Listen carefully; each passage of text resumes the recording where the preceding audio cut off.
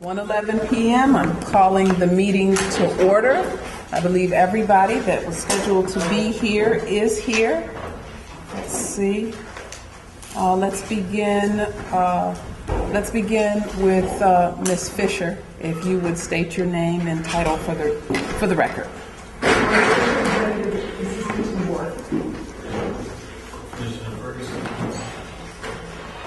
Lisa Elovich, present. Gail Hallinan, present. Tina Stanford. Commissioner Hernandez, present. Commissioner Sharkey, present. Commissioner Otis Cruz. W. William Smith. Ellen Alexander, present. Kevin Ludlow, present. And thank you. And joining us from DOC staff in the back, please begin with you, Ms. Hamlin.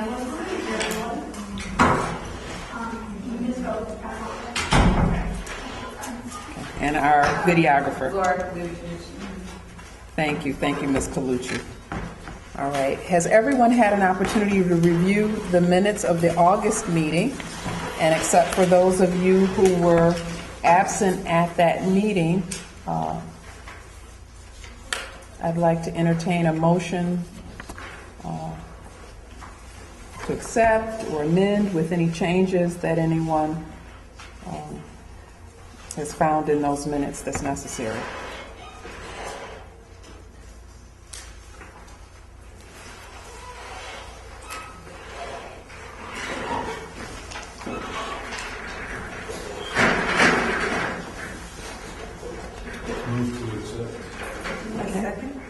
Commissioner Ferguson moved to accept the minutes. Second by Commissioner Hallinan. Any further discussion or questions? All in favor, please indicate by saying aye. We've got an abstention from Commissioner Coppola. I believe one is also in order from Commissioner Sharkey and Commissioner Cruz, so that's correct. 3 abstentions. Yes. Any nays? All in favor, please indicate by saying aye. Aye. Okay. And with no nays and the abstentions, the motion is carried. We have no members of the public joining us today, so we can proceed on. Is there anyone who has not yet had the board action training? Anyone here who has not yet had the board action training? We had our part 2 last week. We had part 1 in December and part 2 last week. When you say not had, you mean not had either part. Not had either part.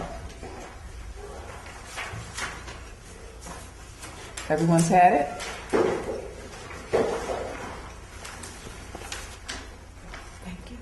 Because I think there may still be a couple of people who have not had the board training, not did the board training in December, not did the board training last week on board actions.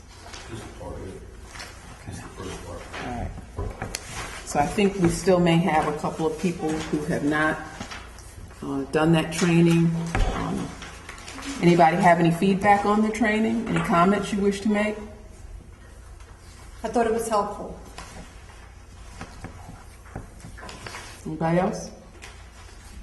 I think it sharpens our eyes. We look at these things. It gave me a broader look at it as to trouble spots. Yeah. And to try to spot them and recognize them ahead of time.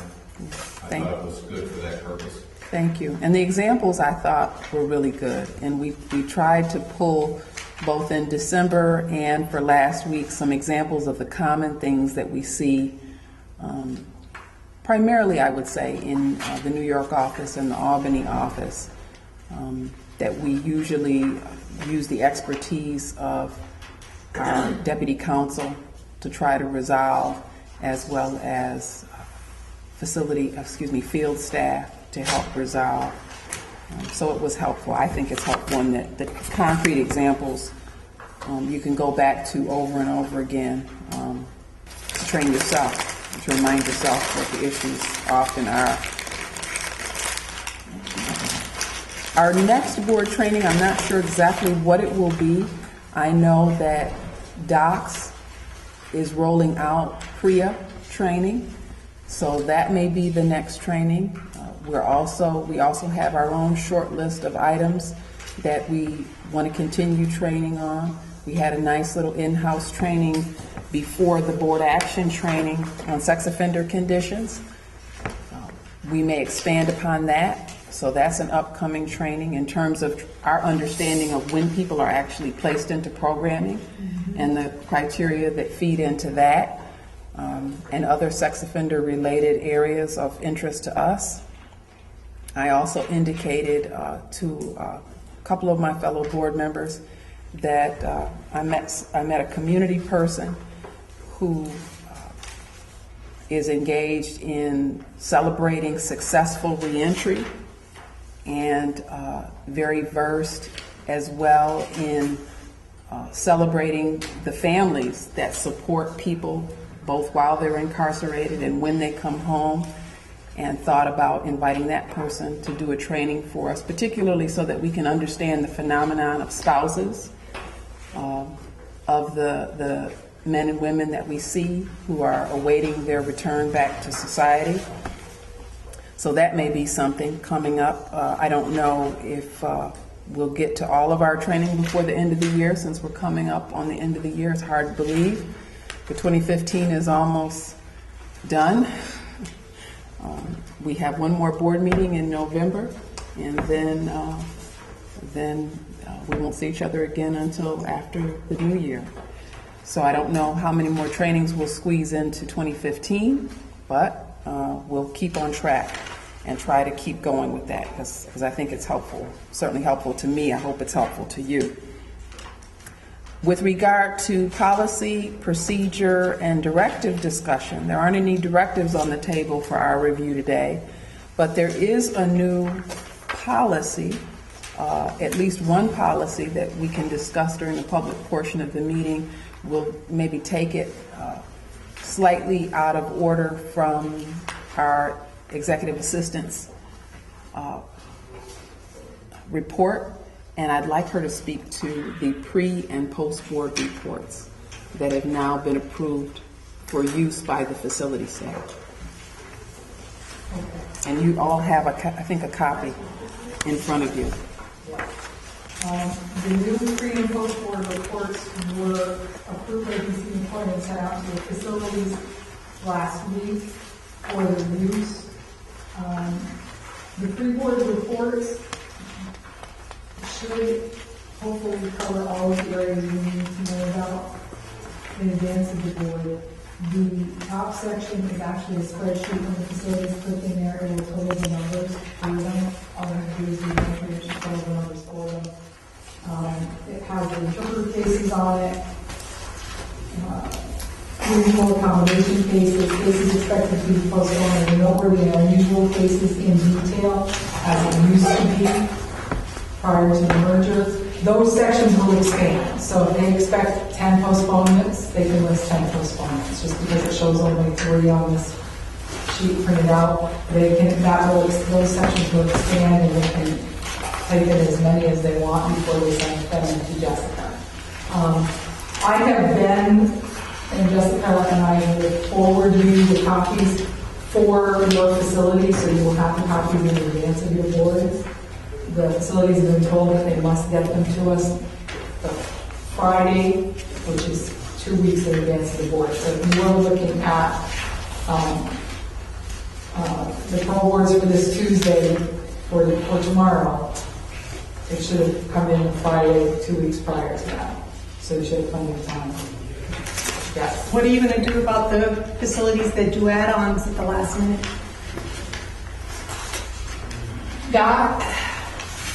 It happens frequently. It does happen frequently, and they should be updating me. They should be sending an update to me. That was part of the instructions, hopefully part of the instructions that went out. If I see that we're not getting updates, we'll go back through and tell them if they're adding on or subtracting cases, they've got to notify the board. You know, they were also told, part of the direction from also that, from the people, that they're being told that they need to set that, pre-board deadline, after which they don't add or subtract cases to the board, except in an absolute emergency. So that they're not doing all the last minute additions that they've been doing and get better count. In terms of, because we've been having a fair amount of them, as you know, lately, de novos. Yes, and there's one. Is that going to go in a different section? You're going to put it under noteworthy because it certainly affects the schedule of work cases. The facilities have been putting them under the noteworthy section, so that you'll be aware that if you have de novos on your board, they're going into the noteworthy section. If it's one that's going to be video conference outside of the regular board, I'm going to send you an email. Actually, that's better, yeah, because that's the one that changes our schedule. Right, so. if it's going to change the schedule, I'm going to be sending an email out to everyone, and it won't just be on the pre-board report. The post-board report now mirrors the pre-board report at the request of the facilities, and we felt it would be easier because it's the same format for them to do. The reports. Again, there's a spreadsheet in there so they don't have to do any of the addition. They have the open dates, they have all these new accommodations, cases postponed, any of the delays. The overtime section now has a staff name, title, and hours incurred in it. Okay. So they have to tell us what they did, and the instructions are attached. So that took 6 months to get through the process to get approved. But please give me feedback as to what you see and what you think, and any additions or subtractions once they're in use, and things you need. Is it considered effective immediately upon the sending of the memo last week? Or? Yes, it was considered effective immediately, and we're starting to get them in. And so that you know, I've asked Jessica to make me aware of facilities who have not met their deadline, their Friday, 2 weeks prior deadline. I got an email from her this morning. We'll be making program services, guidance and counseling, aware of those particular facilities so that if they need some assistance from docs, that docs will be aware of that. And so that we can make sure that we're getting our timely reports, because it's for their sakes and for ours. It's a good way for them to be organized and hopefully avoid last-minute add-ons or subtractions from the count, and make sure that they're thinking clearly and in an organized fashion for the group that will be interviewed next at their facility, and doing all the things that they need to do to prep that board. Chair, how are we going to handle the accuracy of the numbers? I think, the 2-week standard is what our former parole officers did, and did it for decades, and it worked out, of course, perfectly. You always will have someone who just gets transferred in or transferred out of the facility. That's beyond their control. We understand that.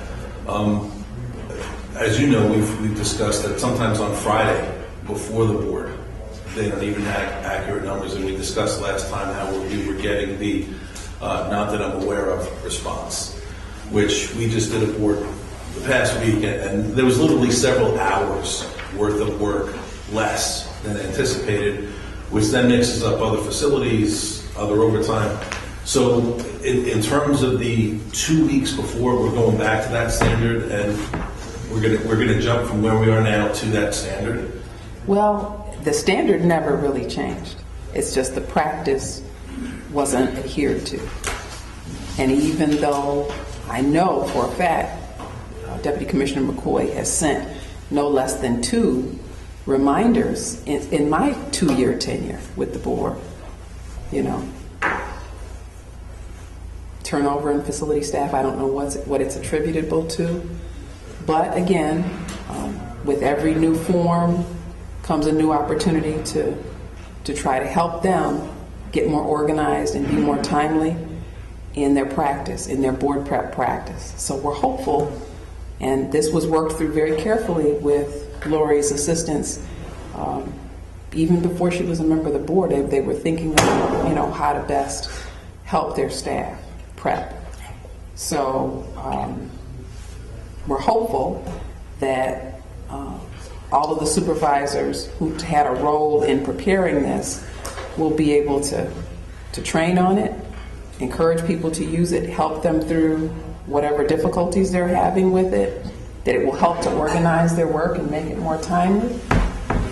And we'll just have to see. We'll have to see how it works out. Maybe a month or two out, we can better assess of those facilities who are faithfully using it, how close how more accurate their numbers are or aren't. So in the post-board reports, I'm assuming it would be helpful if we had the commissioners write the post-board reports, right? Projected 5 postponements, 5 refusals, actual 10 postponements, 10 refusals. Exactly. So this way we can see. And then you should be able to do the same with theirs. They will have to do the same with theirs because they're almost mirrors of one another. Their projected should equal the actual once they do them. And this can be an internal mechanism for them to see their own accuracy as well as, offer our feedback in our post-board reports. I also got a recent request from an SORC who I guess had a pretty challenging board recently, that our post-board report would have been more helpful if we could have given at least an example. So the request has been made, respectfully made, to the board that if there's a particular issue that you're having with a particular facility during a board, that the person who's doing that post-board report for the board cite at least one case number so that they can go back and basically do a forensic investigation to figure out how is it that it ended up the way that it did. So if it's, using the example of the postponement, if they're saying that if they're projecting a postponement that then does not occur, that obviously has a consequence on the flow of the board and the timing of everything. So you might just list a number, list a file number. You don't have to necessarily put the person's name, but a file number just so that the facility can find it and with their supervisors, their deputy superintendents, work through how is it that they missed it. Now, of course, there's all kinds of examples, not just postponements, of the kinds of things that we write about in our post-board reports, problems that we're having, not enough detail in a narrative, or an inaccurate crime listing. They might have something as an attempt that wasn't an attempt. Or they might not be listing something that they've been trained to list on the parole board report. Things like that. Give the case number, give the file number, so that they can go back and figure out what went wrong. Was it an error? Is it a training issue? So if you could do that, if the person's doing the reports could do that. I mean, for example, if it's the whole board for that facility has poor summaries, you don't have to list them all. But just an example, say there were numerous inaccuracies in this area of the parole board report. This was one example. That kind of thing. I mean, one thing I think I and others have been doing also is asking them, because obviously we've got a lot going on, and they have 2 or 3 people. It's easier for them to log it back down. Because the other portion of that is we're asking them to specifically address some of these things with those people. So is it sufficient to just have them write it down, or you want it in our board report too? Well, in follow-up to that, a lot of times the SOR will ask you, who wrote that synopsis of the facts? And you tell them who it is, and they take that and they say, well, I'll talk to her or him. So, I mean, they're aware of, for the most part, whose cases there are. In many of the boards we've been at, they've asked that question. I mean, maybe we should have them put it in their post-board report because we're going to see a copy of their board report, and it's their internal document, Right. so. I'm guessing because I didn't talk to the SORC personally. The request came actually through a board member, but my sense of it was, and you can correct me if I'm wrong, Commissioner Halliday, because you actually spoke to the person.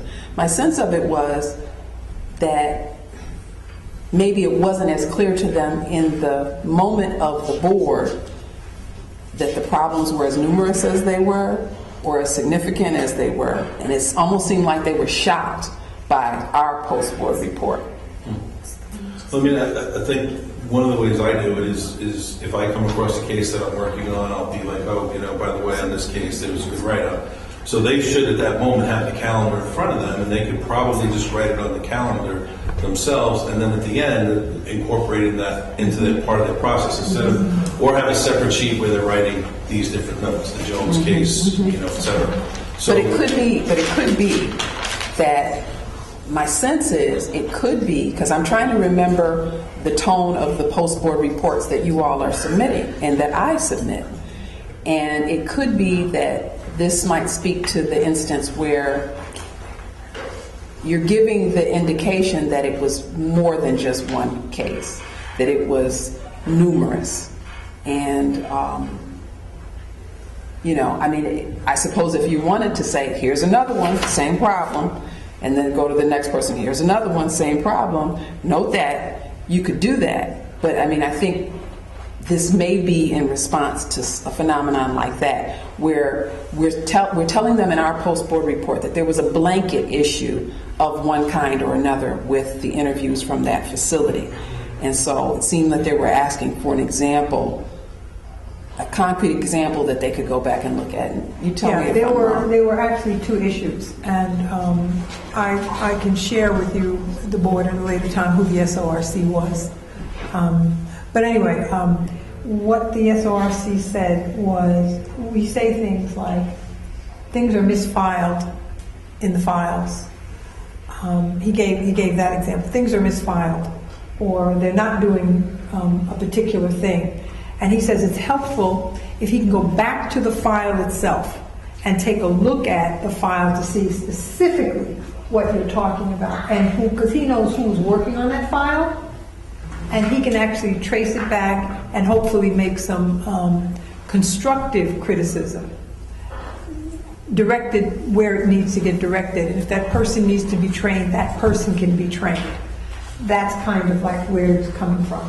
that's why I think it's easier to just tell them, on this case, the Smith case, the wrong box was checked off on DA's letter, the DA's letter wasn't filed in the right place, and let them write it down. Because if we have a two-commissioner board, or, with these additional de novos and everything else that's been going on, I think it's posing one more thing on the commissioners that is a challenge that we don't need. And I think we actually do that, though. Yeah. But they're not writing it down. They're not writing it. And They're not writing it down. doing it the way A lot Jim of them. says, They don't want to. we're not, it's not as formal, so we're not kind of throwing people in as much as if it said to the SORC in charge, ORC Smith left out this or did this, can you please talk to them? And I always feel like if I put it in a formal document, I'm kind of throwing somebody in, and it's kind of bad karma, or just not good for relations to try and pinpoint people too much. On occasion, I'll just write the case number with the DIN. I mean, I have done that in the past. And that's all they're asking. That's all they're asking for. They're not asking for the name of the ORC. I just, there's a problem with such and such, sometimes, I haven't done it, sometimes I do it, sometimes it depends, whatever. If it's like numerous, whatever, sometimes I have done. So they can go whoever the inmate was in the DIN. I think if they have it, if they're writing it down in their document as opposed to waiting for it to trickle down from our document, it gets addressed quicker. Theoretically, it would get addressed within the next week. Therefore, the following board, you might not have that problem. By the time it trickles down from our document through the process, I don't know if it's as effective or as expediently dealt with. So, Well, whatever the information that we're giving them now, it's not being handled the way we think it was being handled. That's however we're doing it. And I think they're ready to address the issues because they're getting tired of it too. And it helps them specifically to be able to correct specific things. It wasn't meant as to throw anybody under the bus. I think that there's a larger issue, though, that we should look at, and it's probably more of a discussion for executive session, but the whole parenthetical topic that we had brought up a while back, I think it's maybe worth having a conversation about. All right, so those of you who are inclined to do that, if you have particularly an egregious case file or something that you're talking about in your post-board reports, it might be helpful to the facility if you'd identify that singular file if it stands alone. And if you are talking about misfiling being rampant for any particular facility, give an example of what you mean by that, because to say it's was disorganized or whatever might not be as constructive as to say it was in the wrong section. And I know that when we've seen that, we usually do say things like that or give that kind of detail. If we see something that should have been in the confidential in a different section, we usually do say that. We might not say what case it was, though. And then that begs the question, will that person be able to find it to correct it? We assume that it's corrected on the spot, but the person that put it in the wrong place, there'd be I don't know what they're doing to go back to correct that. So. And let me ask a question though. Do we want to put in writing that a confidential letter was found in the wrong section? I mean, that's the other issue. Yeah. You know, I mean, that means, that's telling other people that there's a confidential folder. Well, to your point, I guess it's only a problem if you then take the additional step of actually identifying the case number. Well, that's true. You know? Okay, so in those cases, we should not identify. I would say so. That's a good point. Okay. All right. So that was all that I could think of at the moment. That's a procedural item that we might discuss in the public portion of the meeting. Thank you. So let's move on. Is there new business of a non-executive session nature that anyone wishes to bring up at this time? I just want to make an announcement that Michael Washington is back as the Director of Diversity Management for DOCS, and he was formerly doing that prior. I guess he left the agency and he's back. They stopped him in the parking lot, so I told them I would be contacting him for accreditation to get some statistics that are part of the questions we're going to be asked on our accreditation folder. So, and I just want to make that announcement. Lovely man. So he was happy to be back. Just came back. Right? Today was his first day. Wow. Okay. Any other new business? Okay, and that would, I think, fall under the category of an announcement. The other announcements that we have, of course, is Ms. Hoy's retirement, and it looks like that's an item that we can discuss a little further, also in executive session. So, if there isn't any other business for the public portion of the meeting, I would be glad to accept a motion to move into the executive session and at the conclusion of saying adjourn the business meeting. So moved. Is there a second? Second. Okay, moved by Commissioner Ferguson, second by Commissioner Hallerden to go into executive session and at the conclusion adjourn the meeting. Any further discussion or questions? Okay, all in favor, please indicate by saying aye. Aye. Any nays? Okay, thank you. We're in executive session.